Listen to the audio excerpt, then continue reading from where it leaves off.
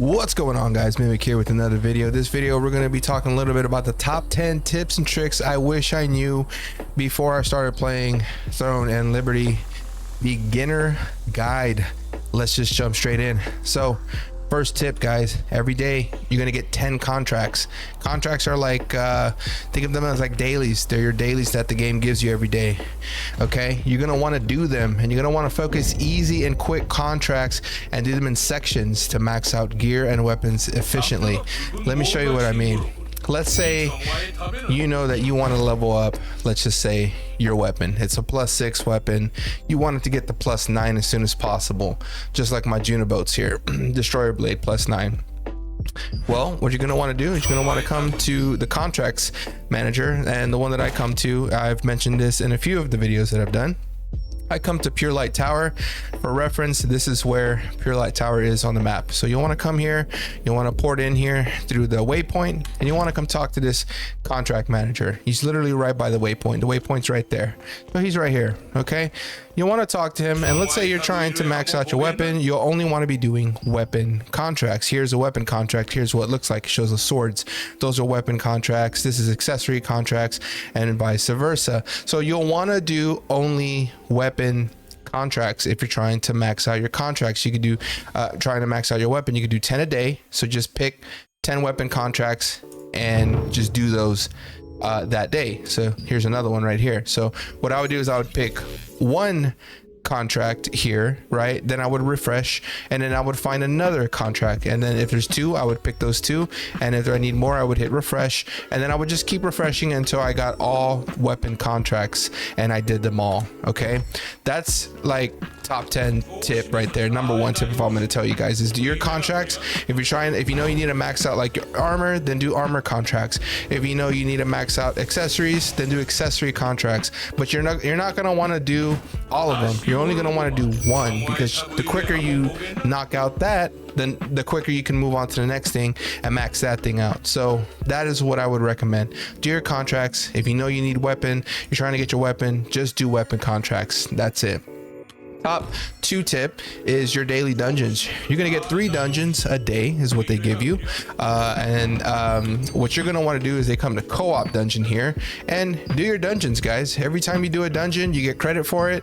You're gonna get a chance to get gear, you're gonna get a chance to get materials, you're gonna get a chance to get a trait that you can flip on the auction house. Now I do 3 every day, and then early on what you can do is, if you're doing your contracts every day and it's very early in the game, instead of actually getting those traits and putting them on your weapons or armors, I would actually recommend selling them early on, because a lot of people are going to be paying a premium for those, and they're going to want to get them on their armors and weapons as soon as possible. So essentially you're just farming and you're adding some liquidity to the market, putting the traits on for sale in the market where other people can buy.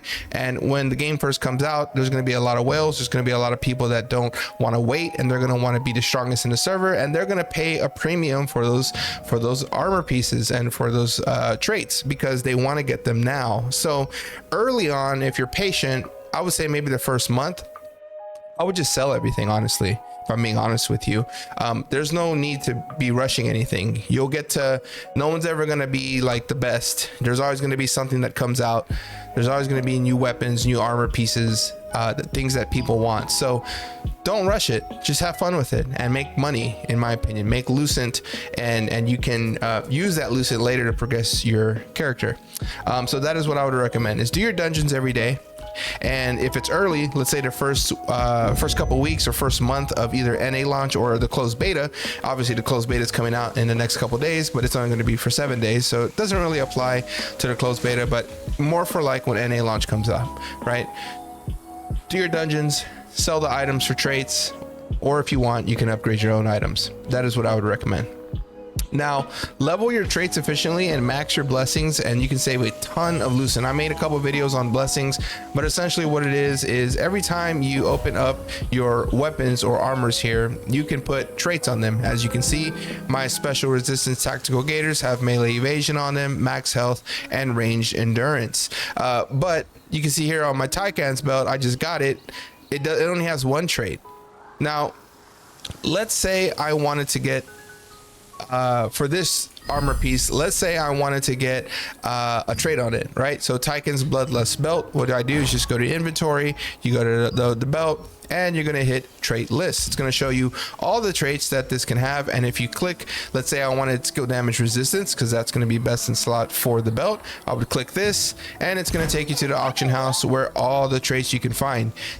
My belt is called Tychon's Bloodlust. Here it is. You can see that the cheapest skill damage resistance is going to be 745. So I would have to buy that skill damage resistance for 745 lucent to put it on my Tychon's belt. Okay, however, if I go back into the auction house and let's just say I go, once I have it on the belt, and then I go, you know what, I actually want to just look at skill damage resistance. Let's just do this. We're gonna go into the elite trainer belt. We're gonna go and try to find skill damage resistance to see if I can find it here. Oh yeah, skill, there it is, skill damage resistance. You can see here that, oh, whoops, well, I did it incorrectly, but what you want to do essentially is you just want to come in here and you want to sort it. You want to sort it by skill damage resistance, and what you'll end up doing is you'll find a cheap skill damage resistance, and what you can actually do is once you have 500 blessings on a purple, then what's going to happen is you're guaranteed to proc the item no matter the trait, even if it's a blue trait and it's going to purple. If you have 500 or more blessings on the weapon or armor piece, you're guaranteed to hit the proc. So you can save a ton of money just by having blessings. Now like I said, I mentioned I had made some other videos on blessings. You'll need to watch that video because it goes in depth about how they work and why you want to use the blessings. I can't talk about it now because it'll take way too long, but you can see here I've got 566 blessings on my dagger. I've got 804 on the destroyer blade. I've got 400 on my headpiece, 120 there, 304 there, 500 there, 544 there, 200 and 400. So I have a bunch of blessings on my armor pieces and my accessories, and those blessings will get transferred to any other piece of gear that I get. And if I decide to use them, it's like guaranteeing a trait to proc on the weapon for cheap. So I would 100% work on your blessings so that you can level your traits efficiently. Again, you'll want to watch a separate video on my playlist. Go check that out. It's called Blessings. I think I've made 2 videos on it. Go check that out so that you can get ahead of the curve, because honestly, the blessings saved me a ton of money. I saved a ton of money with my blessings. So that's actually how I was able to max out or get close to max out like the top 3 traits on here. Is I just stacked my blessings. I got hit all the way, heavy attack all the way, and then I need to get critical hit 2 more times. So that's how that works. So that's like tip 3. Okay, tip 4 is always when you get into the game, guys, the first thing you're going to want to do is level up your weapons first, period. Don't level up your armors, don't level up your accessories. Level up your weapons first. Get those as high as you can. If it's a blue, it's going to be +6. If it's a 9, if it's a purple, it's going to be a +9. So get those early. Come into your contracts, do your weapon contracts first, get those weapons to +9 as fast as you can, because that, believe it or not, the weapons is where you actually get the most benefit. You're going to see the more damage increase, and you're going to get more of the base stats that the weapon gives. You can see at +9, the Junobotes is giving me 12 perception, which is insane. So you definitely wanted to get the +9. I have been slacking. I've got mine only to +6, but I'm going to tap it to +9 here soon, and maybe I'll make a video on what that looks like. So level your weapons first, guys. If that's my top 4 tip there. Top 5. Purples are not always better. Don't rush them. Max your blues, because blues maxed are actually better than base purples. And I made another video on this as well. But again, just because you get a purple item, guys, right? You get it, it's base level 0. It does not mean it's better than a max level +9. It is not. So your max level plus blues with traits, and even some greens max level with traits.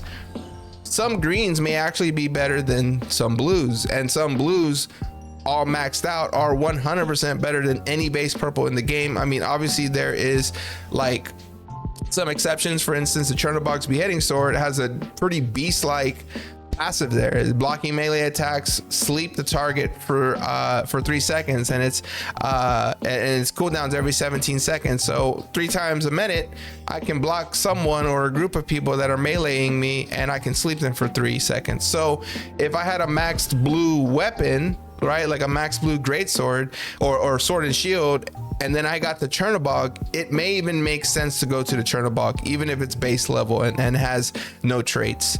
But other than that, yes, you're gonna want to stick to a like let's, for instance, the elite assassin's cloak here. It's maxed out, right? It's all maxed out, max blessings, top level, right? If I go to the market and let's say I want to buy a hermit shroud, let's look at a hermit shroud real quick.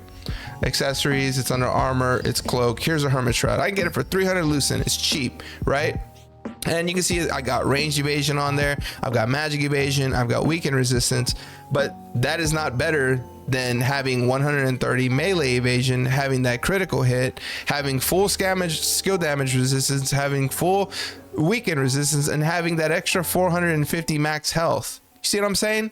And that is what I'm saying, guys. The traits, it's all about the traits in this game. Everything is about the traits, period. Like, I did not know this about the game until maybe about a month after I started playing, but traits are extremely important, guys. So don't go to purple if you can help it. Stay max blue until you start getting some traits that you can put on the purple, because then your purples are just going to be basic.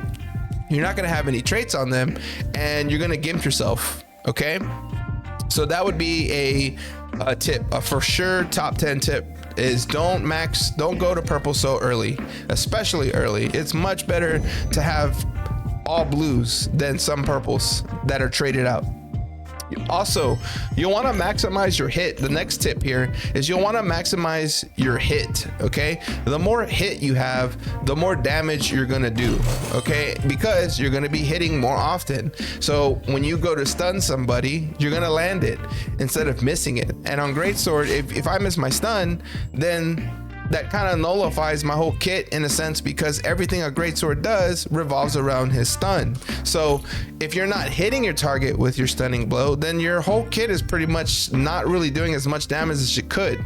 So you definitely want to maximize hit early on, because there's going to be people trying to go up the evasion. Hit is very important. I don't have enough hit. I still need like another 300 or 400 hit where I would be sitting in a nice area. And obviously, if I was max build and I was swiping and I was able to get there, you know, in a couple of hours, just buy all the stuff, I would be there. But I'm a free-to-play player on KR, and I'm just enjoying the game for what it is. So maximize your hit. And if you are let's say you're a melee greatsword dagger, maximize your evasion. If you're a tank, you want to maximize your endurances. Okay, that's how. If you're pretty much using a dagger in your build, use evasion, because dagger kind of synergizes with evasion. You get a lot of evasion passives with dagger. And if you're more of like a tank, or you don't use dagger as your secondary, go up endurance. It doesn't hurt. Endurance will keep you alive longer. Okay. Also, do your events, guys. The next tip I'm going to say is do your events. If you press M and come here to the right, these are all the events that we're having today. Okay, look at it, back-to-back stuff happening here. Of course, this is KR, so this is happening 6 in the morning for me, which is really early, but you can see that's where this is a big chunk. Every hour literally there's something to do, right? And if you do the events, guys, you're going to be getting these really good rewards. Look at all these rewards you can get. Look at all this stuff. The game just gives it to you just for participating. So go do your events. Okay, pick whichever event you want to do. If you're in a PvP, go do a PvP event. These are the rewards you get. You're gonna get Marinds. You're gonna use those Marinds to level up your skills, or you can sell them for money early. These Marinds, guys, these Marinds are gonna be so expensive, because the only way you can get them in game is by doing events and certain other little things that you can do. You can get Marinds, but this is the only way to level up your skills, guys. The only way that you can level up your skills. If there's someone that's whaling, they're gonna spend all their money, they're gonna buy a bunch of Marinds, they're gonna get all their skills high level, and they're gonna be hitting like a truck. So early on, these Marinds are going to be very, very, very expensive. And this is kind of going into the next tip, which is synergizing with doing the events. The reason you want to do the events is for the Marinds, guys, because they're going to give you Marinds. Some of them are going to give you books. those parchments can be used to make books early on. If you go to Starlight, you can see here they're going to get parchments. So early on, these parchments are going to be very, very important to get, because that's how you're going to level up your skills. So do the events, get the Marinds, and then you can either flip the Marinds or you can use them for yourself to level up your skills. It's up to you. I think early on, since the server is going to be paying a premium for it, it makes sense to just put them up there and get a premium for it. Think of it as like buying or selling a stock when it's at its most expensive, and then when the price comes down, you're buying it back for a cheaper price. Okay, the only thing is you're gonna have to decide, do I want to wait and level up my character, or do I just want to get really strong right now and just not have loosen? It's up to you guys. Personally, because I know that the Marinds are given out so much and you can make a lot of them. I mean, you can probably make like if you play and do your dungeons and you could probably get anywhere between 4 and 10 purple Marinds a day, I think. And that's about right. If you played all day and did all the events and placed well and did all your dungeons and stuff, you could probably get between 4 and 10 precious Marinds. Well, when I first started the game, these Marinds were selling for, and if I can't remember, probably like over 200 lucent a pop, which is expensive. If you go into the auction house now, it's been 3-4 months already since launch. You can see here that obviously prices have dropped, and now they're only 19 lucent because there's less of the demand for them and everyone's already max level. No one really needs the Marinds as much as they did before, so that's why they're 19. So you can see prices 10 times lower. Obviously it's months and months went by, but you can see here when it first started that these Marinds are very, very expensive. So my tip to you guys is, if you get Marinds early, make a decision. Do you guys want to use those Marinds to level up your character and get skills to purple? Because that's the only way that you can get skills to purple. You can see every skill that I have here is purple. The only one I don't have is this one. But I'll level that whenever. But every single skill is purple, other than these two as well, because I don't use them. But all my main skills are all purple. My highest purple skill that I've got is going to be the Cold Warrior, because I get heavy attack, and then second highest would be the Wrathful Edge, because it gives me a flat critical damage, and also the Vital Force here, which gives me hit. So the only way to do it, guys, is by getting those precious Marinds. So do your events and make some money that way. That'd be tip number 8. Tip number 9, guys, join a guild. I've talked about it in a few different videos that I have. Reason you want to join a guild is because see all these collect things. I did not do any of these events, but because my guild placed in the event, it gives everyone a reward for being in the guild. So let's go ahead and claim these. I'm gonna claim them. I got 6 of these, and we're gonna just look at what it is. We're gonna go into my inventory really quick, and you can see here I got 7 quality parchments, 42 parchments, and you use these parchments to level up your skills. Okay, I got these for free. I didn't do nothing. So join a guild. You're gonna get a bunch of stuff for just being in the guild, and it's 100% worth it.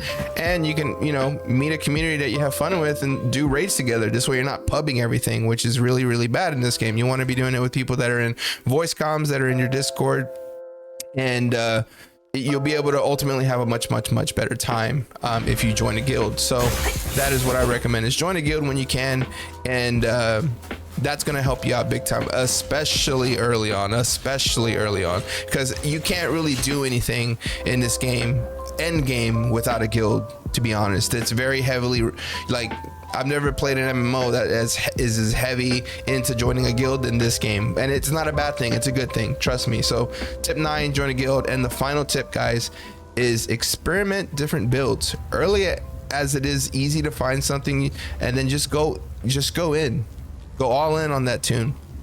For instance, like for me, I was Greatsword Dagger for months, probably 3 months. I went back to Greatsword Dagger. I usually do Sword and Shield when we're doing like PvP, guild PvP. If we're light on tanks, I'll go Sword and Shield, because I do have Eternal Sword, and I do really enjoy playing tank. But if I had to choose, I like Greatsword Dagger. I like DPS. I've always been a DPS type player, high risk, high reward. So I like Greatsword Dagger. Now, if you're leveling you're leveling your tune, you're level 35, level 40, and you're like, I don't really like this. I don't like Sword and Shield. Try ranged, try staff, try dagger, try greatsword. or try a different secondary. Like maybe you don't like the sword and shield, but maybe you would like wand. Okay, go sword and shield wand. That's like the most busted tank build in the game right now, is sword and shield wand. Essentially you're just unkillable.